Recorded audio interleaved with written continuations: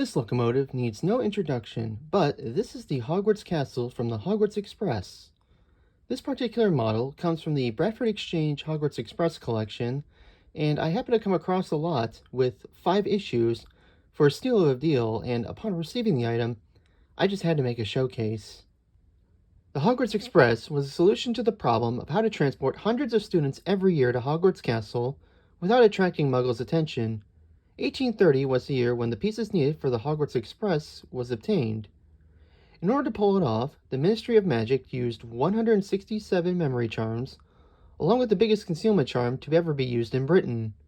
The locomotive and coaches would be obtained from Crewe, while a station would be made in Hogsmeade. The day after the operation, the residents of Hogsmeade would wake up to see the Hogsmeade railway station, which was not there before, and a gleaming red train, the Hogwarts Express. The Muggle workers and Crewe, on the other hand, had the strangest feeling they misplaced something that lingered for the rest of the year. The collection itself is the Harry Potter Hogwarts Express Electric Train Collection from the Bradford Exchange.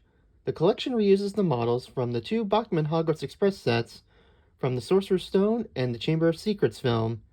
Each issue retails for $89.99 plus $14.99 for shipping, so you're looking at roughly $105 per issue, or 3 installments of $30. For me, however, I got 5 issues of this set for $86.48. I say 5 issues as I believe there are 7 due to the train having a total of 4 coaches, and I only have 2. Issue number 1 of this set is the Locomotive Hogwarts Castle. Now before getting into the locomotive, I just want to say I was not expecting such a detailed model from this collection. To start off, the locomotive is made from a mix of plastic and metal construction. Starting at the bottom of the locomotive, we have the wheels all painted black, including the axle. There are also loads of separately applied details, such as sanders and pipework. Also included is separately applied brakework to install if you choose, which I did and makes the locomotive look a lot better. The cylinders are black with yellow striping, and a black cylinder on the left. Also, on the back left driving wheel, we have a piece for the speedometer. Above the wheels, we have the running board. The running board of the locomotive is one big metal piece, keeping it nice and straight and adding weight. The top of the board is black with a red underlining. There are also tons of molded in rivets, and at the front we have molded lamp brackets. Also at the front, we have a set of buffers with a separately applied hook and brakework. The tips of the buffers are made of plastic, but they are sprung. Underneath the boiler, we have more separately applied pipe and mechanical work. Above the wheels, we have the wheel covers, with the top painted gold, while the bottom is red. That being said, one inaccuracy is that they do not have paint at the top of the sides gold, with black and yellow striping like in the movie, but not a major issue. Above the middle covers, we have the locomotive nameplate, Hogwarts Castle, printed nicely on both sides. Near the cab on the right side, we have more pipes and controls. Moving up, we have the boiler of the locomotive. The boiler is made of plastic, but is molded in red with black banding. Around the boiler, we have one long separately applied handrail and a separately applied pipe on the left. On the smoke box, we have the loco number and the 10A shed plate printed clearly. There is also a separately applied handle and an operating light. On the top of the smoke box, we have the Hogwarts Express with the Hogwarts crest nameplate on the top. The smokestack is molded in black, with the top being a separately applied metal piece. On the top of the boiler, we also have the safety valves molded and separately applied whistle made of plastic. Bringing up the back of the locomotive is the cab. The cab is molded in red with more rivet detail, and underneath the cab we have metal sets with more molded rivet detail. On each side of the cabs, we have black and gold lining and the loco number printed. There is also gold lining around the window. We also have separately applied handrails on each side, and the roof of the cab is black with rivet detail. On the inside, we have a molded backhead in black and a separately applied lever. Issue number 2 is the tender. Included in this issue is a set of track, being 12 pieces of curve, 1 straight, and a re-railer. There is also a speed controller and a Harry Potter figure. The Harry Potter figure is made of resin and hand-painted. The size of the figure is out of scale to the train, but it's a neat little figure, but not the main draw of this issue.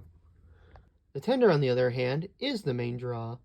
The tender is entirely made of plastic with a red and black paint scheme, with molded rivet detail around the whole body. On each side of the tender, we have a gold and black lining and Hogwarts Railways printed in gold with the Hogwarts crest in the center. On the front of the tender, we have separately applied levers and other molded detail. There are also plastic steps on each end. On the back of the tender, we have separately applied lamp brackets, metal handrails, brakework, and sprung plastic buffers. On the top of the tender, we have a molded coal load and water hatches. Bottom of the tender has molded suspension work and, like the locomotive, extra brake work parts to install, which I did. There's also a water scoop underneath, and the wheels are made of metal. Issues number 3 and 4 are passenger cars. The cars are made of plastic, but are very durable and have some weight to them. The paint scheme of the coaches are red with a dark gray roof and black underside.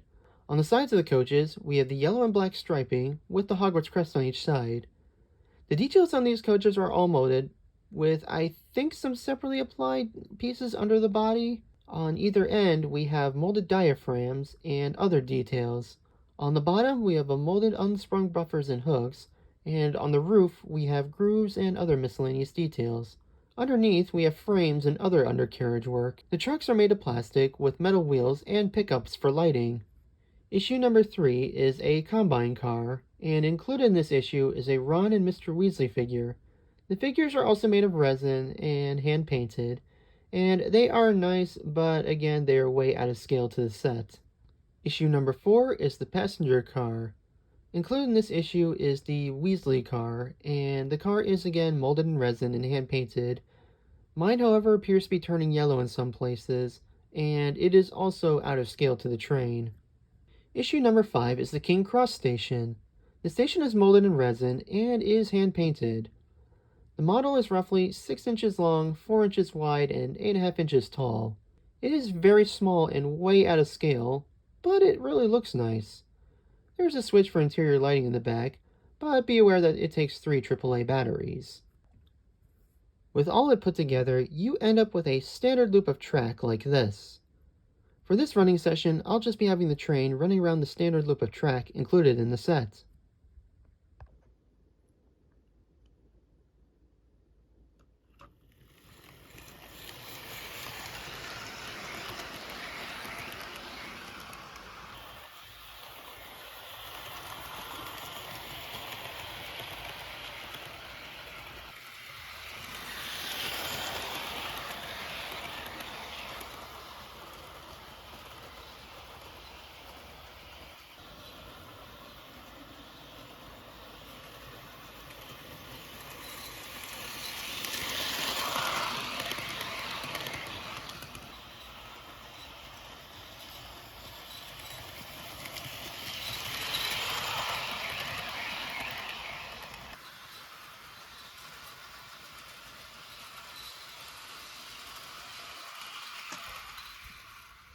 And that was the Hogwarts Express from Bradford Exchange's Hawthorne Village. While some pieces may be overpriced because of the subscription service, I truly believe the locomotive and tender are at the very least somewhat worth it. If you're interested in the set, I'll leave a link in the description. Thanks for watching, and see you in the next video.